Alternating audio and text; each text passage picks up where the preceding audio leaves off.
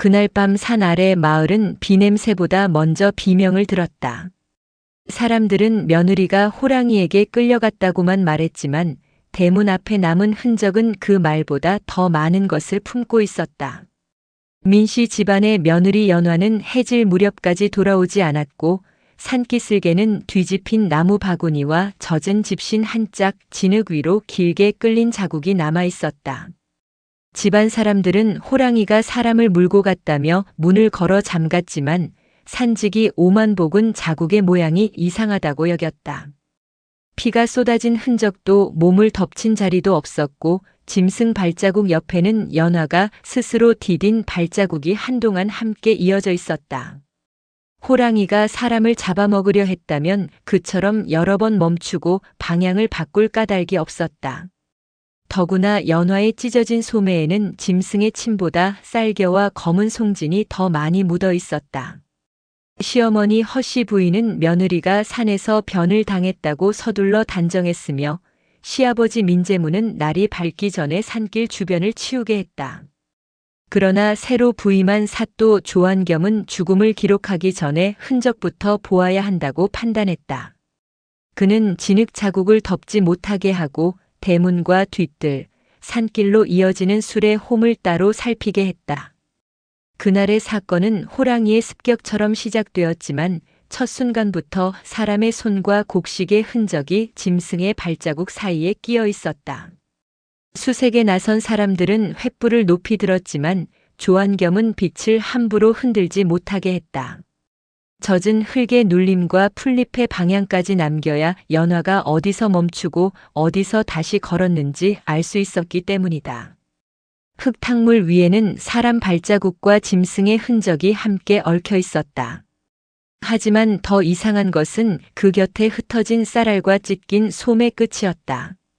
쌀알은 민씨 집안 부엌에서 쓰는 흰쌀이 아니라 여러 고을에서 섞여 들어온 구율미의 모양과 닮아 있었다. 크기와 색이 제각각이었고 몇 알에는 오래된 왕겨가 붙어 있었다. 조한겸은 쌀을 종이에 싸서 관아 창고의 견본과 비교하게 했다. 연화가 사라진 산길에서 왜 구율미가 나왔는지, 누가 그 길로 무거운 곡식을 옮겼는지 아무도 선뜻 대답하지 못했다. 민재문은 굶주린 사람이 산길에서 흘린 것일 뿐이라고 여겼지만 수레바퀴 홈은 그의 집 뒷뜰과 같은 너비였다. 연화의 소매 끝에는 바느질을 고쳐댄 자국이 있었고 실밥 사이로 붉은 삼배 섬유가 끼어 있었다. 그 붉은 섬유는 민씨 집안 수레의 밧줄에 섞어 쓰던 재료와 같았다. 조한겸은 호랑이 발자국이 산속 깊은 곳으로 향한 뒤 다시 골짜기 아래로 돌아온 것도 기록하게 했다. 짐승은 곧장 도망치지 않았고 누군가를 특정한 장소로 이끈 듯한 움직임을 보였다. 집안 사람들은 이런 설명을 불길하게 여겼지만 조한겸은 기이함보다 인과를 먼저 보았다. 연화가 끌려간 곳과 사라진 구율미가 숨겨진 곳이 같을 가능성이 생겼다. 첫날 밤의 공포는 이제 한 집안의 장부와 산속길을 함께 살펴야 하는 사건으로 바뀌고 있었다. 관아의 곡식 담당자는 산길에서 주운 쌀을 손바닥에 펴놓고 냄새와 껍질을 살폈다. 오래 묵은 쌀과 새로 도정한 쌀이 섞인 모습은 여러 창고의 곡식이 한데 모였다는 뜻이었다. 사흘이 지난 새벽 그 집 대문 앞에는 누가 두고 갔는지 모를 쌀가마니가 놓여 있었다. 사람을 삼켰다는 산이 이번에는 굶주린 집 앞에 곡식을 내려놓은 셈이었다.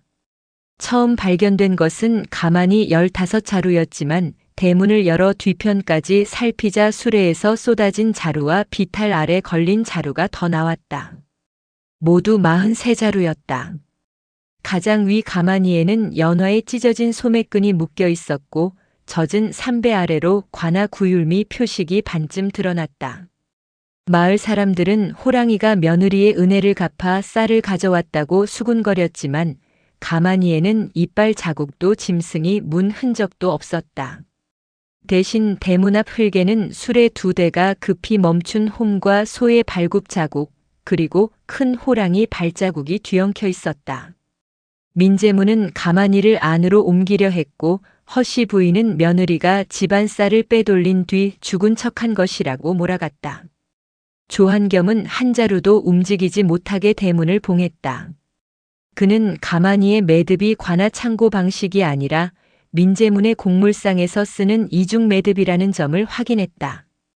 바닥에는 산 북쪽 숯굴에 검은 가루가 붙어 있었으며 수레바퀴의 붉은 칠 조각도 민씨 집안 뒤뜰에서 나온 것과 같았다. 쌀은 하늘에서 떨어진 선물이 아니었다. 누군가 산속에 숨긴 구휼미가 겁에 질린 소와 수레의 움직임을 따라 가장 감추고 싶었던 집의 대문 앞까지 되돌아온 것이었다. 가만히 아래에서는 부러진 나무 제동목도 발견되었다. 그 표면에는 민씨 집안 수레에 찍던 삼각 낙인이 남아있어 쌀이 다른 집에서 흘러온 재물이 아니라 바로 그 집의 운송망에서 되돌아온 것임을 보탰다. 가마니를 묶은 천 조각을 본 순간 집안 사람들의 얼굴빛이 달라졌다. 그 바느질 자국은 분명 며느리가 늘 쓰던 손끝의 흔적과 닮아 있었다. 천은 연화가 평소 입던 회갈색 저고리 소매에서 찢긴 것이었고 안쪽에는 허씨 부인이 시킨 수선 때문에 덧댄 작은 배 조각이 남아 있었다. 남편 민서구는 그 자국을 알아보면서도 곧바로 말하지 못했다. 자신이 여러 번 보았던 아내의 바느질이 쌀가마니 위에서 증거가 되어 돌아온 사실이 두려웠기 때문이다. 조한겸은 천 조각을 대문 앞 가마니와 산길에서 발견된 소매 끝에 맞춰보게 했다. 찢어진 방향과 실밥이 이어졌고 같은 송진과 붉은 밧줄 섬유가 묻어 있었다. 연화는 단순히 산길을 지나간 것이 아니라 쌀가마니가 숨겨진 장소에 있었고 일부러 자신의 흔적을 남겼을 가능성이 컸다. 시댁 사람들은 며느리가 재물을 훔치려다 호랑이에게 변을 당했다고 주장했지만 가마니를 묶은 천은 훔친 사람이 남길 표식보다 발견자를 부르기 위한 신호에 가까웠다. 조한겸은 연화가 아직 살아있을 수 있다고 판단해 수색 범위를 넓혔다.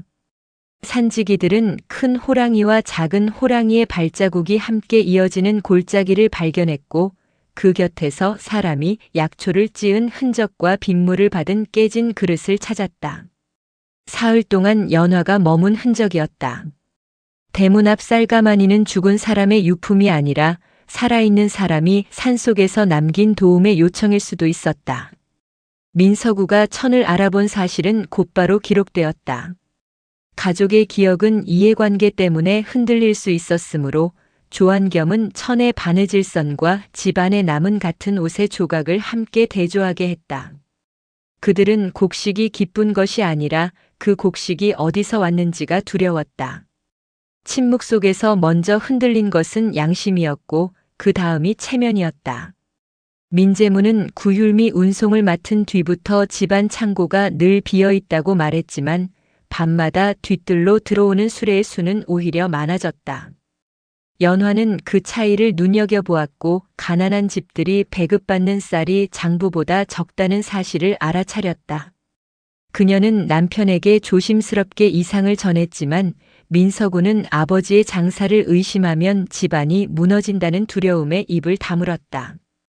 허씨 부인은 며느리가 살림을 제대로 못해 쌀이 모자란다고 타박했고 창고 열쇠와 장부에 손대지 못하게 했다. 그러나 연화는 부엌 쌀독의 줄어드는 속도와 뒤뜰의 빈 가마니 수를 비교하며 누군가 쌀을 다른 곳으로 옮기고 있음을 느꼈다. 시어머니의 열이 오른 날 연화는 산에서만 나는 백촛뿌리를 구하러 나섰다. 그녀가 산길에 오른 까닭은 도망이나 절도가 아니라 자신을 미워하던 시어머니의 병을 낮추기 위해서였다. 그 평범한 선택이 호랑이와 비밀창고 그리고 자신의 이름을 되찾는 사건으로 이어졌다. 조한겸은 부엌에 남은 약탕기와 백촛뿌리 목록을 확인해 연화가 계획적으로 도망쳤다는 주장을 반박했다. 집안 사람들이 숨기려 한 것은 며느리의 행동이 아니라 그녀가 이미 눈치채기 시작한 장부의 빈자리였다. 연화가 산으로 떠난 시각과 밤수레가 뒤뜰을 빠져나간 시각도 거의 맞아떨어졌다. 그녀는 약초를 구하러 간 길에서 우연히 범행의 흐름과 마주쳤고 그 우연 때문에 가장 위험한 목격자가 되었다. 그 집 며느리는 늘 가장 먼저 일어났고 가장 늦게 잠들었다. 물동이와 장작이 그녀의 하루를 채웠지만 집안 누구도 그 수고를 사람답게 여기지 않았다. 연화는 아이를 낳지 못했다는 이유로 식사 자리에서도 늘 끝에 앉았고 창고 수량이 맞지 않을 때마다 가장 먼저 의심받았다. 허씨 부인은 며느리가 친정에 쌀을 보냈을지 모른다는 말을 반복했고 민재문은 장부를 보려는 눈빛만으로도 집안일에 주제넘게 끼어든다고 꾸짖었다. 남편 민서구는 아내의 억울함을 알면서도 집안의 평화를 지킨다는 이유로 침묵했다. 연화가 가진 것은 약초를 구별하는 지식과 상처를 씻는 손, 그리고 작은 차이를 기억하는 습관뿐이었다. 그러나 그 습관은 훗날 거짓 장부보다 강한 증거가 되었다. 그녀는 가마니마다 다른 매듭의 방향과 바닥에 묻은 흙의 색을 기억했고 구휼미 표식이 긁힌 자루가 시댁 뒤뜰을 드나드는 것을 보았다. 집안은 그녀를 하찮게 여겼지만 가장 하찮게 본 사람의 눈이 범행의 반복을 오래 지켜보고 있었다. 연화는 자신이 본 것을 관아에 알릴 생각까지 했으나 증거 없이 나서면 도둑 며느리라는 누명만 더 굳어질까 두려웠다. 그래서 먼저 산길과 수레의 흐름을 확인하려 했다. 시어머니의 약초를 구하는 길은 그녀에게 집안을 벗어나 흔적을 살필 수 있는 유일한 기회이기도 했다. 그녀가 기억한 매듭과 흑색은 누구에게 배운 지식이 아니었다. 매일 가마니를 옮기고 바닥을 쓸며 몸으로 익힌 생활의 감각이었고 권세 있는 사람들이 하찮게 여긴 노동이 사건을 읽는 눈이 되었다. 결국 그녀는 비가 내리던 날 해질 무렵 산기슭길로 떠밀리듯 나섰다. 돌아오지 못할 것을 알면서도 누구 하나 붙잡지 않았다. 허씨 부인은 약초를 구하지 못하면 집에 들어오지 말라는 듯 냉정하게 문을 닫았고 민서구는 비가 올 것이라는 말을 듣고도 아내를 따라 나서지 않았다. 연화는 약초 바구니와 작은 칼, 낡은 겉옷만 챙겨 산으로 올랐다. 길은 비에 미끄러웠고 해가 지자 나무 사이에 그림자가 깊어졌다. 백초뿌리를 찾던 중 그녀는 수레가 큰 길을 피해 북쪽 골짜기로 들어간 자국을 보았다. 진흙 속에는 민씨 집안 수레의 붉은 칠 조각과 구휼미 쌀알이 흩어져 있었다. 연화가 흔적을 따라 몇 걸음 옮겼을 때 숲 아래에서 큰 호랑이가 나타났다. 호랑이는 목이나 팔을 덮치지 않고 저고리 소매 끝을 물어 골짜기 쪽으로 당겼다. 연화는 죽음이 다가왔다고 생각해 몸을 비틀었지만 짐승은 그녀가 넘어지면 멈추고 일어나면 다시 몇 걸음 앞서 움직였다. 그 행동은 먹잇감을 끌고 가는 모습과 달랐다. 멀리서 어린 짐승의 끊긴 울음이 들리자 연화는 호랑이가 자신을 어디로 데려가는지 처음으로 의심하기 시작했다. 공포는 사라지지 않았지만 그녀는 발버둥을 줄이고 짐승의 움직임을 살폈다. 비가 굵어지자 연화는 돌아갈까 망설였지만 약을 기다리는 시어머니의 열과 산길의 쌀알을 함께 떠올렸다. 그녀는 약초를 캐고 술의 흔적만 확인한 뒤 내려오려 했으나 호랑이의 등장이 모든 순서를 바꾸었다. 산속에서 그녀가 마주한 것은 피투성이 짐승의 위협이 아니라 상처 입은 새끼 호랑이 한 마리였다. 도망쳐야 할 순간에 그녀는 오히려 그 작은 숨소리에 귀를 기울였다. 새끼는 굵은 밧줄 올무에 뒷다리가 묶여 바위 아래에 쓰러져 있었고 올무는 쇠말뚝과 연결되어 있었다. 말뚝에는 민씨 집안 곡물상에서 수레 도구에 찍는 삼각 낙인이 희미하게 남아 있었다. 밧줄에는 붉은 삼배 섬유가 섞여 있었고 주변 흙에는 쌀겨와 검은 송진이 흩어져 있었다. 성체 호랑이는 새끼에게 가까이 가지 못한 채 연화와 올무 사이를 오갔다. 연화는 짐승이 사람의 손을 빌리려 자신을 끌고 왔다는 가능성을 깨달았다. 그녀는 약초 칼로 젖은 밧줄을 조금씩 잘랐다. 새끼가 몸부림칠 때마다 상처가 깊어질 수 있어 치맛단을 접어 다리를 받쳤고 성체 호랑이가 낮게 울면 손을 멈추고 숨이 가라앉기를 기다렸다. 이빨과 발톱이 가까이 있었지만 연화는 두려움 속에서도 움직임을 서두르지 않았다. 사람에게 받지 못한 신뢰를 짐승에게 기대한 것이 아니라 다친 생명 앞에서 해야 할 일을 했을 뿐이었다. 올무가 풀리는 순간 새끼는 바위 옆으로 기어갔고 성체 호랑이는 연화를 공격하지 않고 새끼의 얼굴을 하찼다. 그 짧은 장면이 사건의 첫 반전이었다. 호랑이는 며느리를 죽이러 데려간 것이 아니었다. 연화는 올무의 매듭이 사냥꾼의 일반적인 방식과 다르다는 것도 보았다.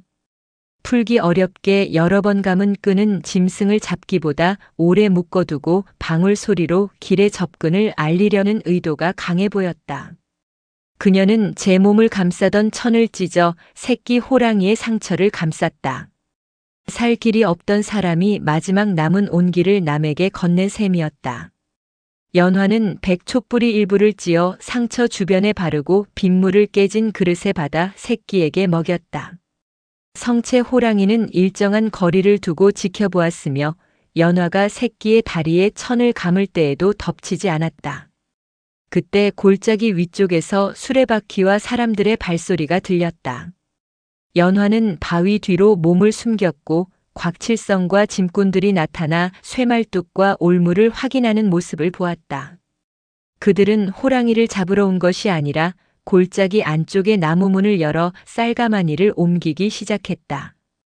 가마니에는 관아 구휼미 표식이 있었고 일부는 칼로 긁어 사제처럼 꾸민 흔적이 남아 있었다. 연화는 자신이 오랫동안 의심했던 쌀의 빈자리가 바로 이곳에 있음을 알았다. 새끼 호랑이가 걸린 올무는 산짐승을 잡는 동시에 사람들의 접근을 막고 밀거래 길을 위험한 곳으로 보이게 하려는 장치였다. 연화는 바닥에 떨어진 표식 천과 가마니 끈을 약초 바구니에 넣고 자신의 찢어진 소매 일부를 가장 위 가마니 매듭에 묶었다. 누군가 훗날 이곳을 찾으면 자신이 창고를 보았다는 사실을 알 수 있도록 남긴 표식이었다. 작은 천 조각은 살아남기 위한 신호이자 집안의 거짓을 붙잡는 첫 증거가 되었다. 곽칠성은 가만히 표식을 긁어낸 천 조각을 불에 던졌지만 비에 젖은 천은 완전히 타지 않았다. 연화는 그 반쯤 그을린 조각도 챙겨두어 나중에 관아 표식의 색과 직조를 확인할 수 있게 했다. 그때 어둠 속에서 나타난 어미 호랑이는 그녀를 해치지 않았다. 마치 그녀의 손길을 지켜보기라도 하듯 낮은 숨만 내쉬며 거리를 두고 서 있었다. 곽칠성과 짐꾼들은 올무가 끊어진 것을 발견하자 주변을 수색하기 시작했다. 연화가 들키면 구휼미를 훔치려 산에 들어온 도둑으로 몰릴 수 있었다. 그녀는 새끼와 함께 동굴 안쪽 바위 그늘로 몸을 숨겼다. 갑자기 천둥이 치고 산비탈이 무너지면서 입구로 이어지는 길이 돌과 나무에 막혔다. 사람들은 다른 통로로 빠져나갔지만 연화는 골짜기에 갇혔다. 첫날 밤 그녀는 깨진 가마니와 마른 짚을 모아 몸을 덮었고 새끼의 상처가 다시 벌어지지 않도록 천을 고쳐 묶었다. 동굴 안에는 수십 자루의 쌀이 있었지만 연화는 봉인을 뜯지 않았다. 그 쌀이 굶주린 사람들에게 돌아가야 할 물건임을 알았고 자신이 먹으면 훗날 도둑이라는 누명을 벗기 어려울 수 있었다. 그녀는 약초 바구니에 남은 뿌리를 씹고 빗물로 목을 축였다. 성체 호랑이는 때때로 골짜기를 벗어났다가 돌아와 새끼 곁을 지켰다. 둘째 날 연화는 동굴 벽에 그어진 숫선을 발견했다. 가마니가 들어오고 나갈 때마다 수량을 표시한 흔적이었다. 줄의 수는 한 번의 절도가 아니라 여러 계절에 걸친 반복을 보여주었다. 그녀는 살아서 내려가 이 흔적을 말해야 한다고 마음먹었다. 밤이 깊어질수록 동굴 안의 쌀 냄새는 더 선명해졌고 배고픔은 심해졌다. 그럼에도 연화는 봉인을 뜯지 않은 채 자신이 훗날 말할 진실이 의심받지 않도록 견뎠다. 다음 새벽에도 대문 앞에는 또 하나의 쌀가마니가 놓였다. 이제 사람들은 우연이라는 말을 입에 올리지 못했다. 실제로는 밤사이 비탈에 걸려있던 자루들이 하나씩 굴러 내려오거나 대문 앞에서 멈춘 수레의 뒤쪽에서 떨어진 것이었다. 그러나 마을 사람들에게는 산이 매일 쌀을 보내는 것처럼 보였다. 조한겸은 자루마다 발견 위치와 매듭 상태를 기록하게 했다. 몇 자루에는 호랑이 발자국이 가까이 있었지만 짐승이 물거나 옮긴 흔적은 없었다. 오히려 소가 놀라 수레를 끌고 내려온 자국이 분명했다. 민재문은 가만히가 자기 집 사제라고 주장했지만 안쪽 솔기에는 관아 표식의 붉은 안료가 남아 있었다. 겉표식을 긁어냈어도 천 깊숙이 스민 색까지 없애지는 못했다. 사람들은 전설을 원했지만 물건은 현실적인 범죄를 가리켰다. 조한겸은 호랑이가 쌀을 가져온 것이 아니라 호랑이와 포구의 놀란 밀거래꾼들의 수레가 평소 익숙한 길을 따라 민씨 집으로 돌아왔다고 보았다. 소들은 밤술의 운행이 끝나면 늘 그 집 뒷뜰로 들어갔고 주인이 달아난 뒤에도 몸에 밴 길을 따라 움직였다. 숨긴 쌀은 사람의 습관 때문에 가장 감추고 싶던 대문 앞에 쌓였다. 기이한 보은처럼 보인 사건은 죄를 지은 사람들이 스스로 만든 길이 증거를 되돌려 보낸 일이었다. 대문 앞에서 쌀을 세던 주민들 중 일부는 자신들이 받지 못한 자루의 매듭을 알아보았다. 같은 새끈과 봉인 자국이 보이자 호랑이 이야기 뒤에 실제 피해가 있다는 사실이 빠르게 퍼졌다. 마을 어른들은 가만히의 밧줄과 자국을 살피며 서로 눈치를 보았다. 짐승의 흔적 같기도 하고 누군가 꾸민 일 같기도 한 모양새가 모두를 불편하게 했다. 조한겸은 소문이 증거보다 앞서지 못하게 공개된 자리에서 자루를 하나씩 살폈다. 밧줄의 이중 매듭은 민씨 집안 곡물상 방식과 같았고 가만히 바닥의 숯가루는 산 북쪽 골짜기에서만 나오는 검은 흙과 일치했다. 수레바퀴에 박힌 쇠못 하나는 민씨 집안 창고에서 쓰는 붉은 칠이 남아 있었다. 민재문은 창고직이 곽칠성이 독단으로 벌인 일이라고 선을 그으려 했지만 곽칠성의 예비 열쇠와 운송 나무패는 모두 주인의 인장 아래 관리되었다. 피해 가구의 배급표도 모였다. 그를 모르는 노인들은 쌀을 받은 날마다 자루끈에 매듭을 묶어두었고 그 매듭수는 관아 장부보다 적었다. 작은 생활의 표시가 권세 있는 상인의 매끈한 기록을 흔들었다. 연화가 살아있다면 그녀의 증언은 중요한 조각이 될 것이지만 이미 물건과 수량만으로도 구율미가 정상적으로 배급되지 않았다는 사실은 분명해졌다. 조한겸은 연화 개인의 실종과 마을 전체의 굶주림을 하나의 사건으로 묶었다.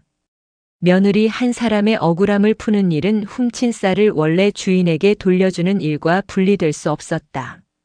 조한겸은 어른들의 추측을 기록해서 분리했다. 누가 무엇을 보았는지, 무엇을 전해 들었는지, 어떤 물건을 직접 만졌는지를 따로 적게 해 소문이 증언으로 둔갑하지 못하게 했다.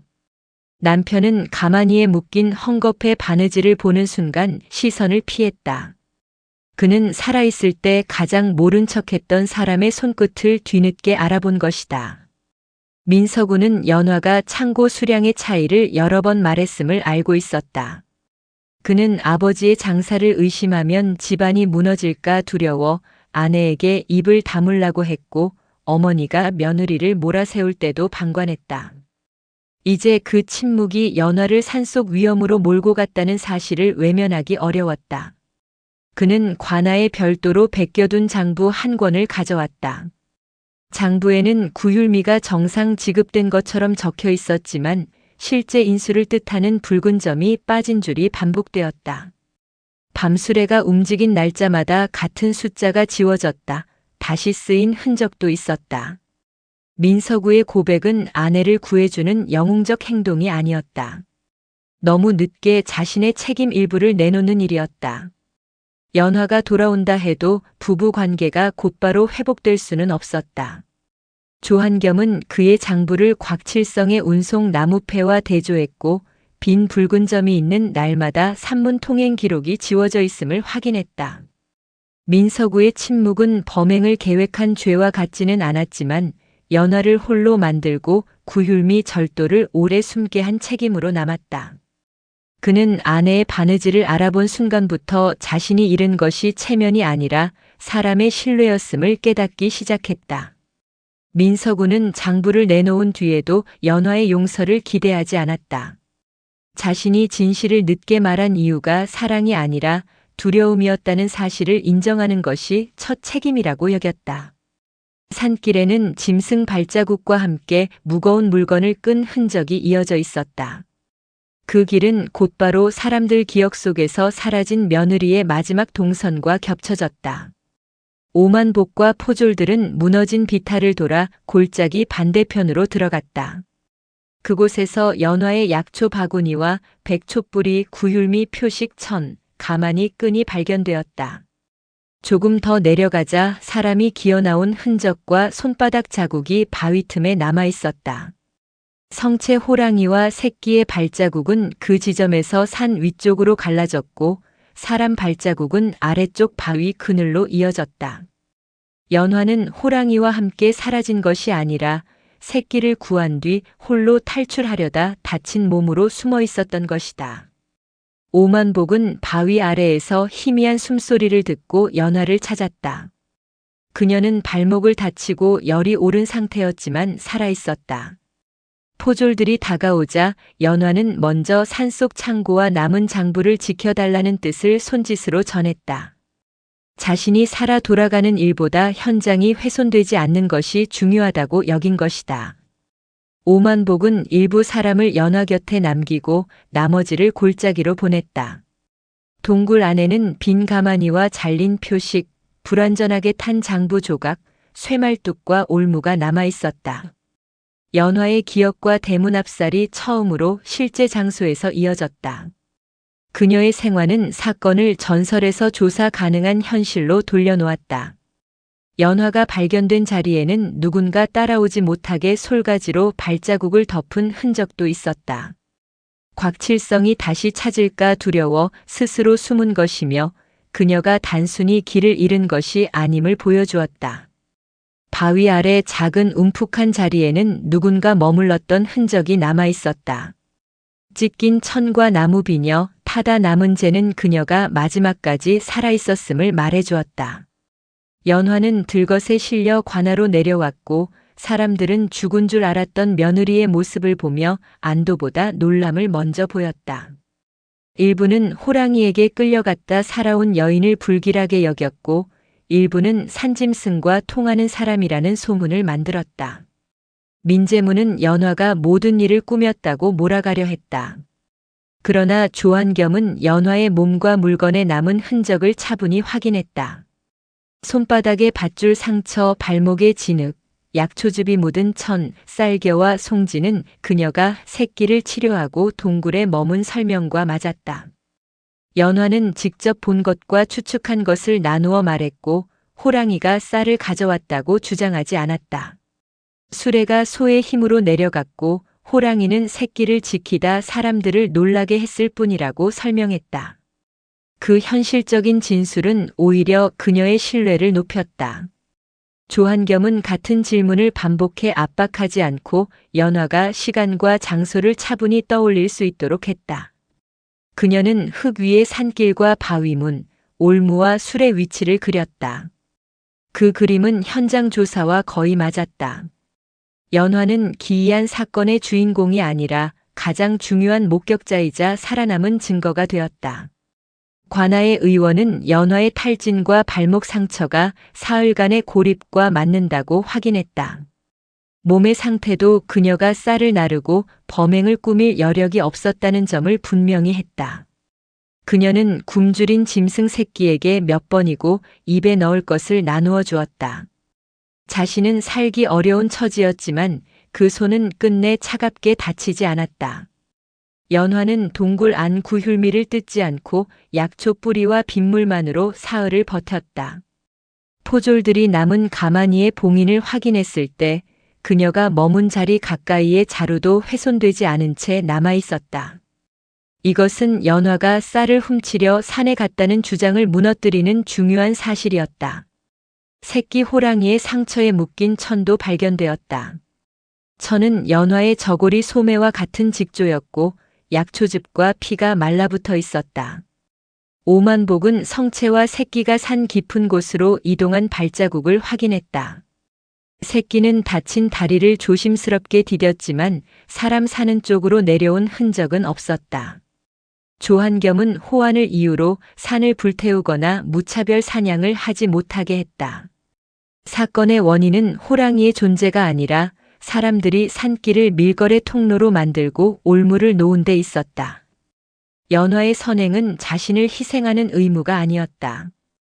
그녀는 다친 생명을 보았고 자신에게 할 수 있는 일이 있어 손을 내밀었다. 그 선택이 밀거래를 드러냈지만 보답을 기대해 한 일은 아니었다. 마을 사람들은 호랑이 보온담을 만들고 싶어 했으나 연화는 짐승의 행동보다 사람의 덫과 훔친 장부를 기억해 달라고 했다. 그 태도는 사건을 신비보다 책임의 이야기로 바꾸었다.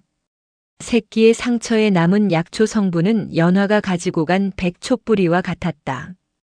동물의 몸에 남은 치료 흔적은 그녀가 골짜기에서 무엇을 했는지 말없이 보여주었다.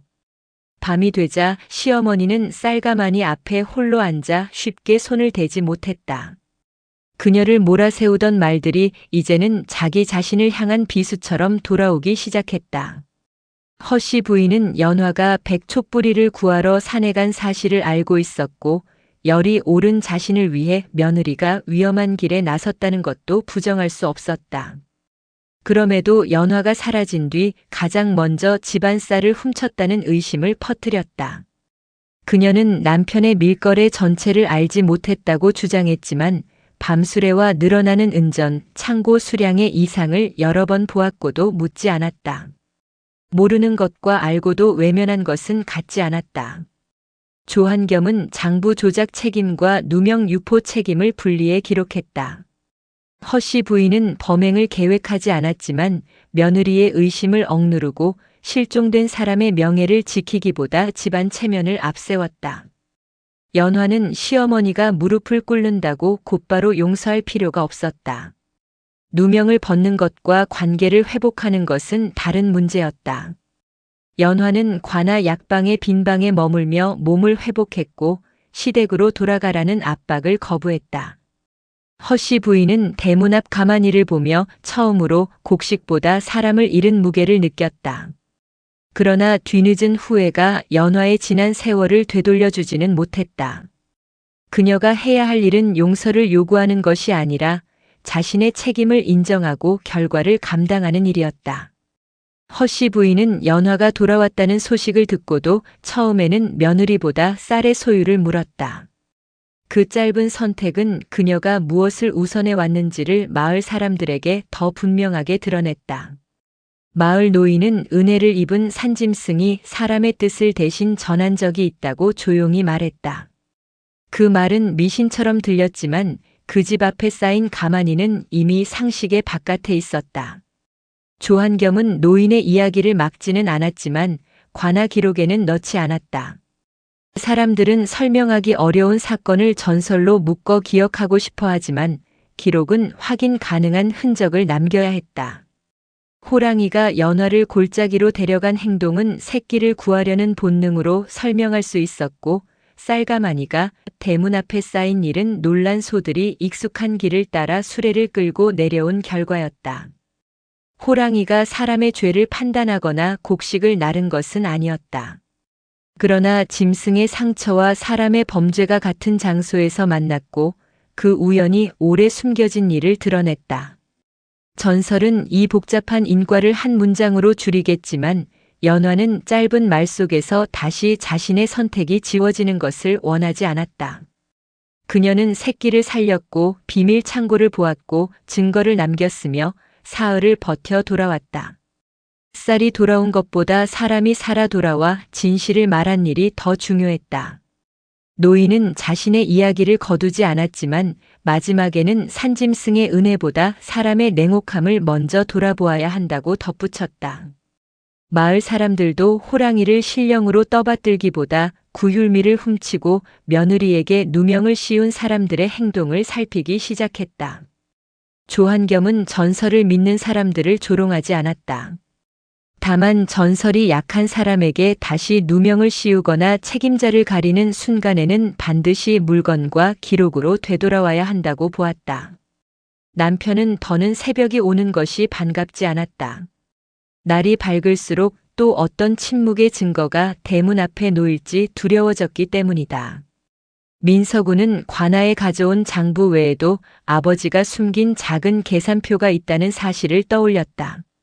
집안 대문 아래 돌판 밑에는 임시 저장 공간이 있었고 밤수레가 돌아오면 일부 쌀과 은전을 그곳에 숨겼다. 그는 그 사실을 정확히 알면서도 아버지를 고발하지 못했다.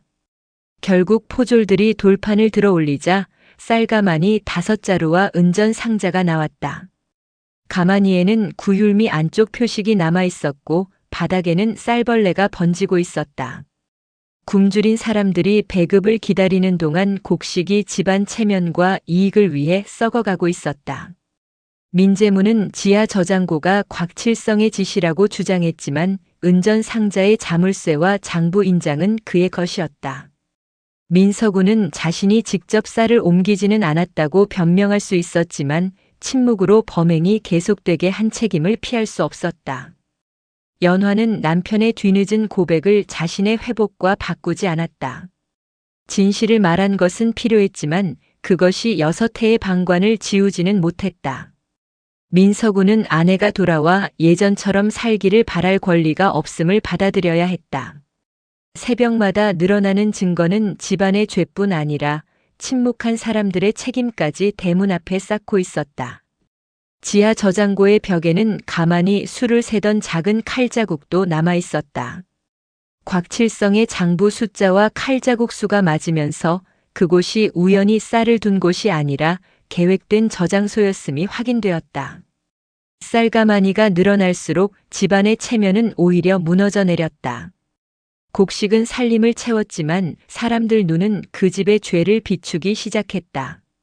관아는 대문 앞 43자루, 산길에서 회수한 7자루, 지하 저장고에 5자루를 합쳐 55자루를 확보했다. 이는 장부상 사라진 구휼미 수량과 정확히 맞았다. 피해 가구의 배급 매듭도 같은 부족분을 가리켰다. 어떤 집은 약속된 2말을 한 말만 받았고 어떤 집은 명단에 있으면서 한 톨도 받지 못했다. 노인들은 겨울 종자를 먹었고 아이들은 묽은 죽으로 버텼다. 민재문의 창고는 풍족했지만 그 풍족함은 여러 집의 빈 그릇에서 나온 것이었다. 조한겸은 사건을 한 집안의 체면, 싸움이나 며느리와 시어머니의 갈등으로 축소하지 않았다. 구휼미 횡령은 공동체의 생존을 훔친 범죄였고 연화에게 씌운 누명은 그 범죄를 감추기 위한 수단이었다. 사람들은 대문 앞에 쌓인 가마니를 더 이상 복으로 보지 않았다. 그것은 굶주린 사람들의 몫이 얼마나 오랫동안 한 집에 붙잡혀 있었는지 보여주는 벽이었다. 연화는 피해 가구의 이름과 배급량을 다시 확인하는 일에 참여했다. 자신이 겪은 억울함을 푸는 것과 쌀을 돌려주는 일을 함께 해야 사건이 끝날 수 있다고 여겼다. 가마니가 한 자루씩 관아 마당으로 옮겨질 때마다 민씨 집안의 권세도 눈에 보이게 줄어들었다. 배급을 받지 못한 집의 아이가 빈 그릇을 안고 서 있는 모습은 장부의 숫자보다 무거웠다. 조한겸은 검증대 옆에 그 빈 그릇들을 두어 사건이 누구의 삶을 훔쳤는지 보이게 했다. 산속의 빈자리를 본 사람들은 마침내 짐승이 단순히 배고픔으로 움직인 것이 아님을 깨닫기 시작했다. 그 길에는 먹잇감을 쫓던 흔적보다 누군가를 기억하던 발걸음이 더 짙게 남아 있었다. 오만복은 성체 호랑이와 새끼가 골짜기를 떠나 능선으로 향한 자국을 다시 살폈다.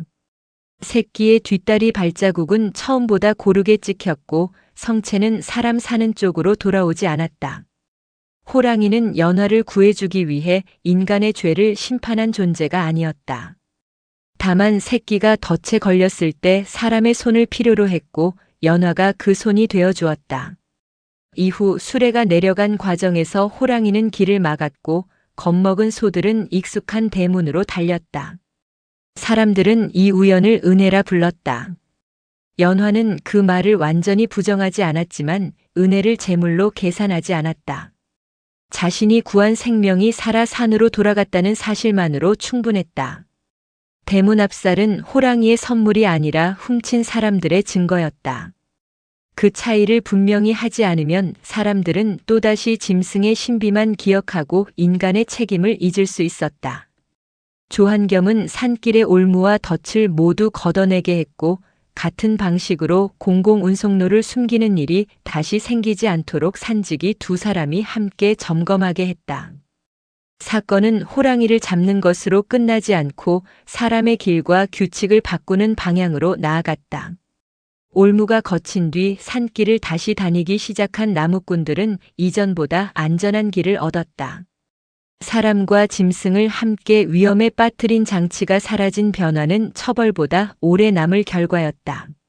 사냥꾼은 무거운 짐을 반복해 실어 나른 짐승의 보폭과 깊은 발자국을 짚어냈다.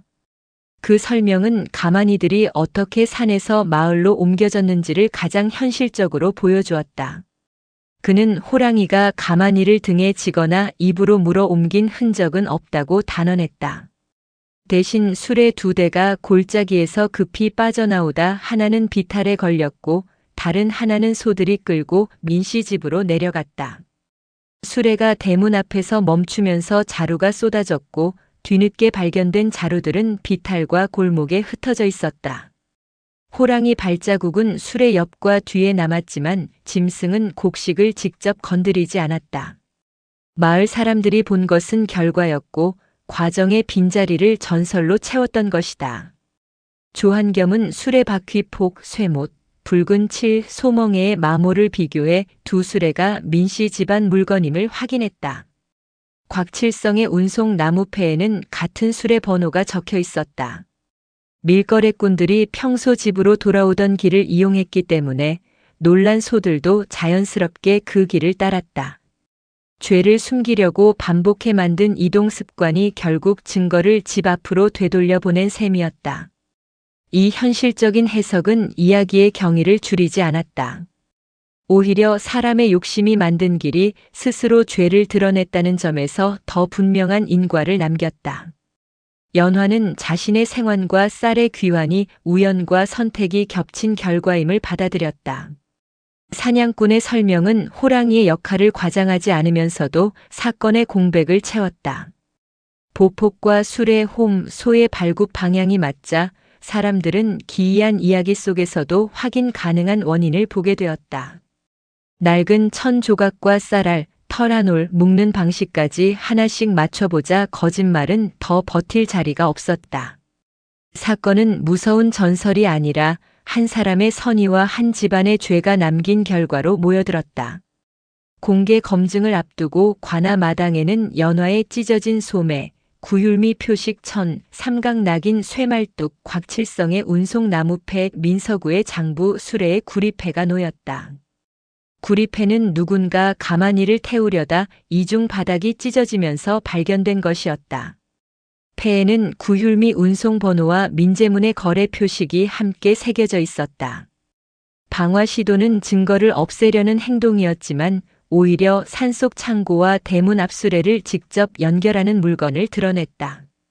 조한겸은 훼손된 가마니도 버리지 않고 증거상 맨 앞에 놓게 했다. 누가 무엇을 두려워했는지 보여주는 흔적이기 때문이었다. 연화의 소매는 새끼 호랑이 상처를 감싼 천과 같은 직조였고 가마니 매듭의 천과도 이어졌다. 올무 밧줄의 붉은 섬유는 민씨 술의 끈과 같았다. 각각의 물건은 혼자서는 작은 단서였지만 날짜와 장소가 맞물리자 하나의 구조가 되었다. 공개 검증은 호랑이의 신비를 확인하는 자리가 아니라 물건의 흐름과 사람의 선택을 모두가 같은 순서로 보는 자리가 되었다. 연화는 증거상 앞에서 자신의 천 조각을 오래 바라보지 않았다. 그 천이 자신을 대신해 모든 것을 말해주는 것이 아니라 자신의 증언을 받쳐주는 한 조각일 뿐임을 알고 있었다. 시어머니는 끝내 사람들 앞에서 무릎을 꿇고 말았다. 며느리를 사람처럼 대하지 않았던 지난날이 이제는 쌀가마니보다 더 무겁게 가슴을 눌렀다.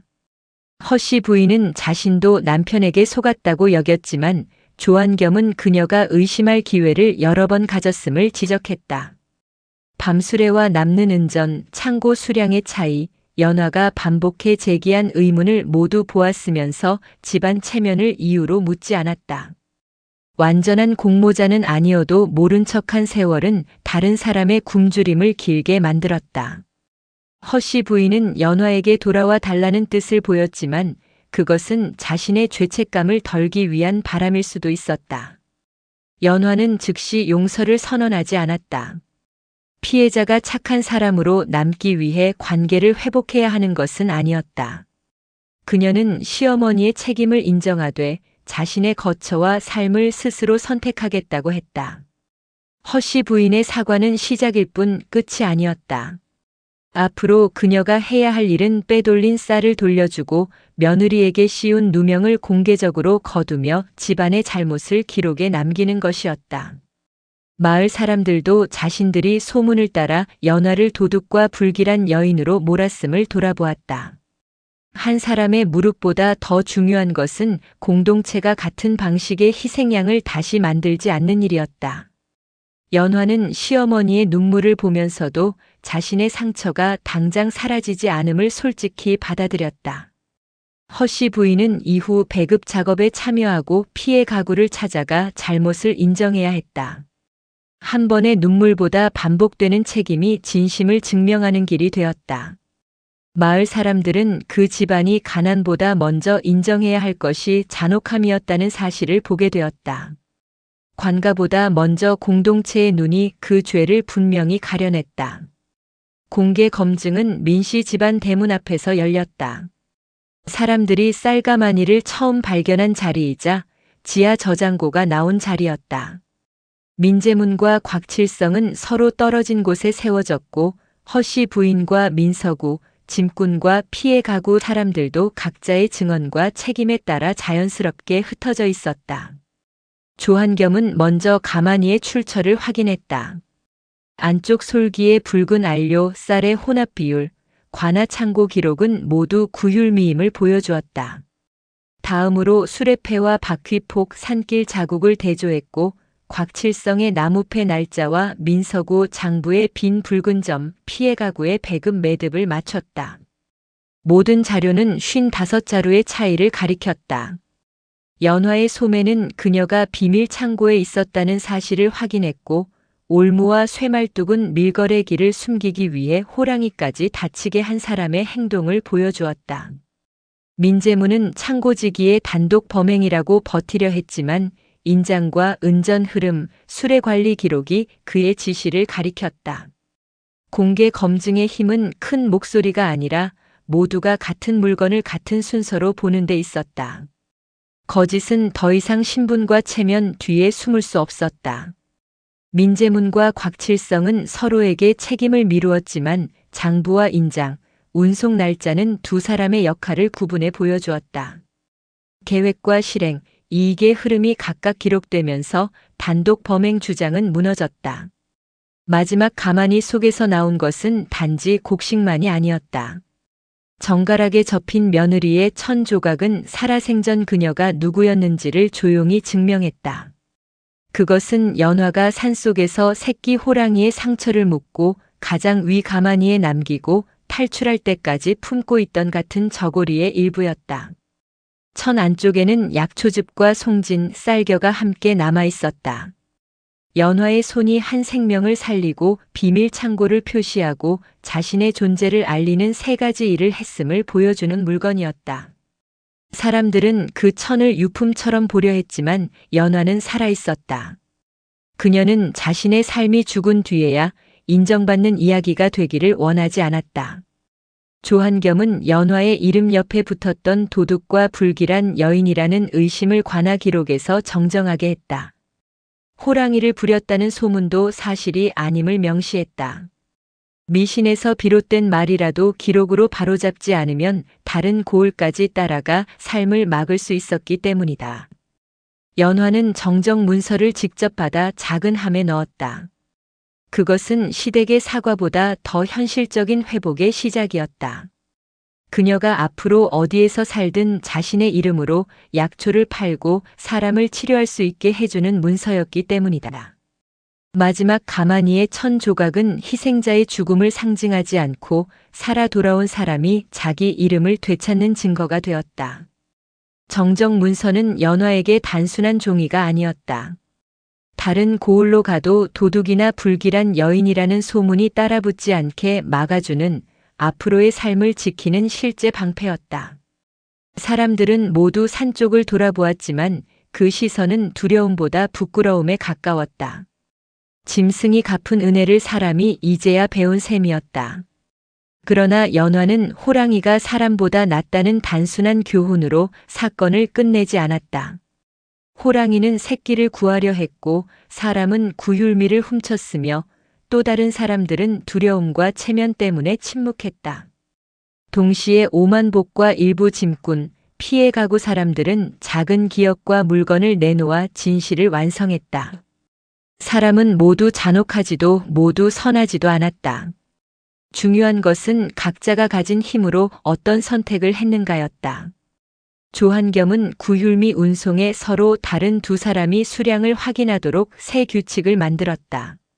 한 사람의 인장과 한 집안의 창고에 공공의 곡식을 맡기지 않게 했고 그를 모르는 주민도 매듭과 나무패로 배급량을 확인할 수 있게 했다. 산길의 불법 덫도 정기적으로 걷어내게 했다. 연화는 이러한 변화가 자신이 받은 가장 현실적인 보답이라고 느꼈다. 자신이 살아남은 일이 개인의 전설로만 끝나지 않고 다음 사람의 피해를 줄이는 규칙으로 남았기 때문이다. 산을 바라보는 사람들의 눈도 달라졌다. 그들은 더 이상 호랑이를 복수의 신령으로만 생각하지 않고 사람이 만든 덫과 길을 먼저 살피게 되었다. 은혜는 비단이나 쌀보다 책임 있는 변화로 돌아올 때 더 오래 남았다. 새 규칙을 적은 관하 문서에는 주민이 직접 확인할 수 있는 매듭수와 나무패 표시도 포함되었다. 그를 모르는 사람도 자신의 몫을 스스로 확인하게 한 변화였다. 뒤늦은 제사는 아무것도 되돌릴 수 없었지만 적어도 이름 없이 사라질 뻔한 삶을 세상에 남길 수는 있었다. 남편은 그제야 아내를 불러보지도 못한 세월의 죄를 마주했다. 마을 사람들은 연화가 죽은 줄 알았던 사흘 동안 이미 작은 제물을 준비했으나 그녀가 살아 돌아온 뒤 그 자리는 희생을 기리는 곳이 아니라 잘못을 기억하는 자리로 바뀌었다. 민서군은 아내에게 다시 함께 살자고 요구하지 않았다. 그는 기다림조차 자신의 권리가 아님을 받아들였다. 연화는 혼인 관계의 처리를 관아에 맡기고 시댁과 떨어진 거처를 선택했다. 허씨 부인은 병이 다시 왔을 때 연화의 약을 받고 싶어 했지만 연화는 환자를 가려 치료하지 않는 것과 며느리 자리로 돌아가는 것은 다른 일이라고 분명히 했다. 그녀의 선함은 자신을 희생하는 의무가 아니라 스스로 선택하는 행동으로 바뀌었다. 민씨 집안 대문 앞에는 가장 심하게 탄 빈 가마니 한 자루가 증거로 남았다. 그 자루에는 소매끈이 묶였던 자국과 방화 흔적이 함께 있었다. 연화는 그 빈 가마니를 마지막으로 바라본 뒤 약초 바구니와 작은 함만 들고 대문을 떠났다. 회복은 시댁의 인정을 다시 얻는 것이 아니라 그 대문을 자신의 발로 지나 더 이상 돌아보지 않을 수 있게 된 데 있었다. 연화가 대문을 나설 때 누구도 길을 막지 못했다. 그녀는 쫓겨나는 사람이 아니라 스스로 떠나는 사람이었고 같은 문을 지나면서도 과거와 전혀 다른 자리에 서 있었다. 쌀가마니는 더는 그 집만의 재산이 아니게 되었다. 마을은 그것을 굶주린 이웃과 나누며 한 사람의 선함이 남긴 뜻을 함께 받들기로 했다. 관아는 피해 가구의 원래 배급량과 지난 손실을 다시 계산했다. 가장 오래 굶은 집에는 추가분을 주고 종자를 먹어버린 농가에는 다음 파종을 위한 목도 따로 남겼다. 연화는 가마니를 들지 못하는 노인들의 자루를 묶어주었다. 산속에서 새끼 호랑이의 다리를 감쌌던 손이 이제 사람들의 식량 매듭을 묶고 있었다. 사람들은 그녀를 호랑이와 통하는 기이한 여인으로 보던 시선을 거두고 약초와 상처를 다루는 사람으로 보기 시작했다. 연화는 몇 달 뒤 관아 약방 옆에 작은 치료방을 열었다. 돈이 없는 사람에게는 약초나 물 깃는 일을 받고 아무것도 없는 사람도 돌려보내지 않았다. 벽에는 값비싼 그림 대신 잘린 올무 조각과 구휼미 표식 천을 걸어두었다. 사람들이 호랑이 보온단만 기억하지 않고 사람의 덫과 훔친 장부가 사건의 시작이었음을 잊지 않게 하기 위해서였다. 치료방은 연화가 피해자로만 남지 않고 자신의 기술과 이름으로 살아가는 공간이 되었다. 가만히 벽이 줄어들수록 마을의 빈 그릇이 채워졌고 사건은 처벌에서 회복으로 이동했다. 연화가 받은 보답은 재물이 아니라 다시 선택할 수 있는 삶이었다. 치료방을 찾는 이들은 차츰 연화의 사건보다 그녀의 솜씨를 먼저 말하게 되었다. 한 사람의 이름이 비극의 제목이 아니라 현재의 일과 능력으로 기억되기 시작한 것이다. 해질 무렵 대문 곁에 남은 마지막 가만히는 사람보다 더 사람다웠던 은혜의 흔적처럼 보였다. 그날 이후 사람들은 산을 두려워하기보다 먼저 자기 마음의 차가움을 두려워하게 되었다. 늦가을 어느 날 연화는 약초를 캐러 갔다가 멀리 능선 위에 성체 호랑이와 다 자란 새끼를 보았다. 두 호랑이는 사람 쪽으로 내려오지 않고 잠시 산길을 바라보다 숲 안으로 사라졌다. 연화는 손을 흔들거나 뒤를 따라가지 않았다. 자신을 골짜기로 끌고 간 일이 은혜를 갚기 위한 선택이었는지 새끼를 살리려는 본능이었는지는 끝내 알 수 없었다. 그러나 그 알 수 없음이 사건의 진실을 흐리지는 않았다. 호랑이는 새끼를 구하려 사람의 소매를 물었고 연화는 그곳에서 숨겨진 구휼미를 발견했다. 놀란 소들은 익숙한 길을 따라 수레를 민씨 집 대문으로 끌고 갔으며 숨긴 쌀은 죄를 지은 사람의 집 앞에 쌓였다. 모든 일에는 실제 흔적과 인과가 있었다. 다만 그 인과가 너무 기이하게 맞물려 사람들에게 오래된 야담처럼 남았을 뿐이었다. 연화는 능선이 비어있는 것을 확인하고 약초 바구니를 다시 들었다. 그녀가 얻은 것은 쌀가마니도 시댁의 사과도 아니었다.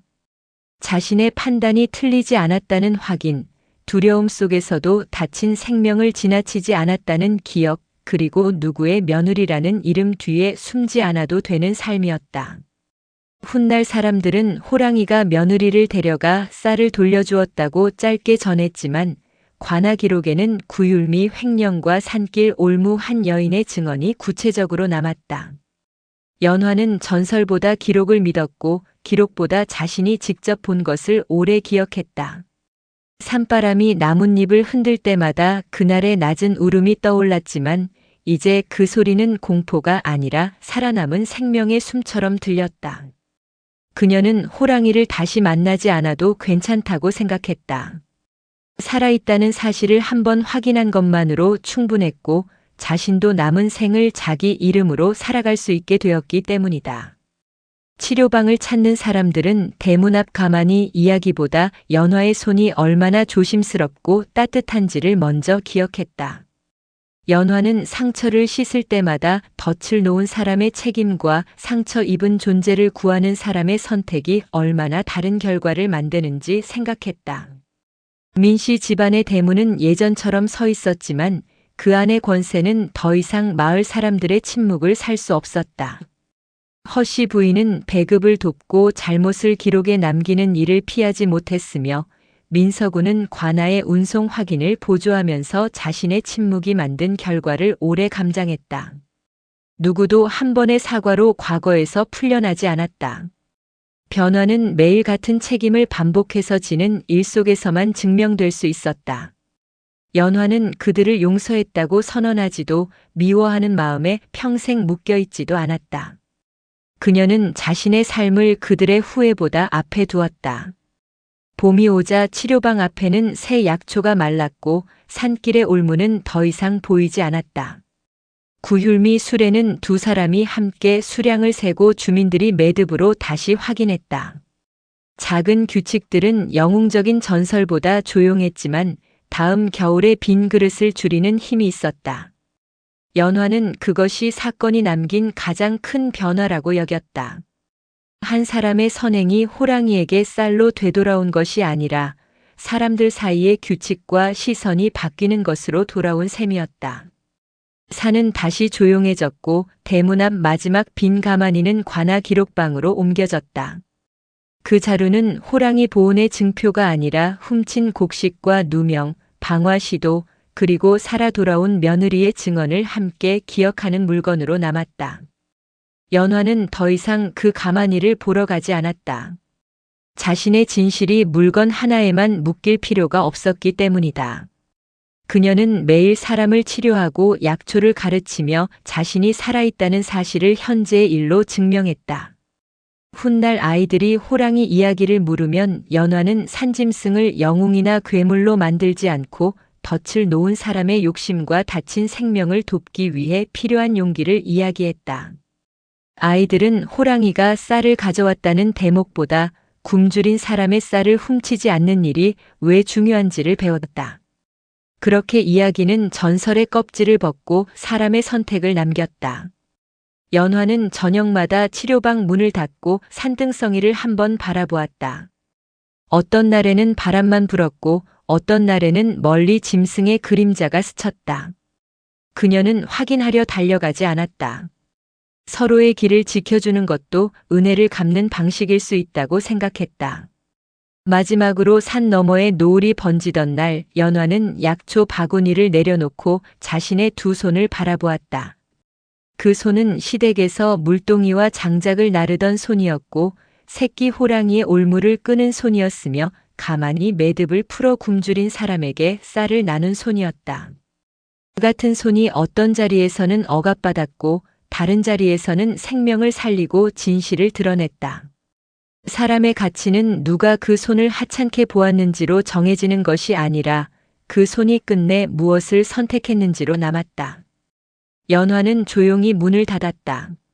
산바람은 오래된 가만히 천처럼 낮게 흔들렸고 그 소리는 더 이상 끌려가던 밤의 공포가 아니었다. 그것은 자신의 이름으로 돌아온 한 사람의 삶이 길게 숨을 내쉬는 소리처럼 들렸다. 연화는 끝내 자신의 삶을 호랑이에게 구원받은 이야기로만 남기지 않았다. 그녀를 살린 것은 짐승의 본능, 자신의 판단, 오만복의 수색, 여러 사람의 작은 증언과 물건이 함께 만든 결과였다. 치료방이 문을 연 지 한 해가 지나자 연화는 산 아래 아이들에게 약초와 상처를 돌보는 법을 가르쳤다. 아이들은 호랑이를 만나면 용감하게 다가가야 한다는 잘못된 교훈 대신 다친 짐승과 사람 모두에게 거리를 지키고 도움을 부르는 법을 배웠다. 연화는 그 선택을 누구에게나 요구하지 않았다. 그날의 골짜기에는 우연과 위험이 겹쳐 있었고 같은 상황에서는 먼저 살아남는 판단이 필요할 수도 있었다. 다만 힘없는 존재의 고통을 이용해 이익을 얻는 행동만은 잘못이라고 가르쳤다.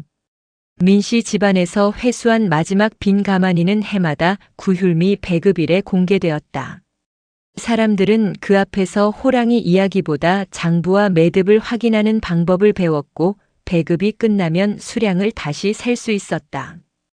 연화는 고통이 구경거리가 되는 것은 원하지 않았지만 같은 피해를 막는 기억으로 쓰이는 일은 받아들였다. 허씨 부인과 민서구가 배급 일을 돕게 된 뒤에도 연화는 그들의 변화를 자신의 용서와 연결하지 않았다. 책임은 피해자의 마음을 대가로 요구할 수 없는 일이었다. 어느 봄날 치료방 처마 아래 새싹이 올라왔을 때 연화는 더 이상 대문 앞 쌀가마니 꿈을 꾸지 않는다는 것을 깨달았다. 산길의 비와 끌리던 소매, 동굴의 어둠은 남아 있었지만 그 기억은 이제 그녀를 끌고 가지 못했다. 연화는 기억을 지닌 채 앞으로 걸을 수 있게 되었다.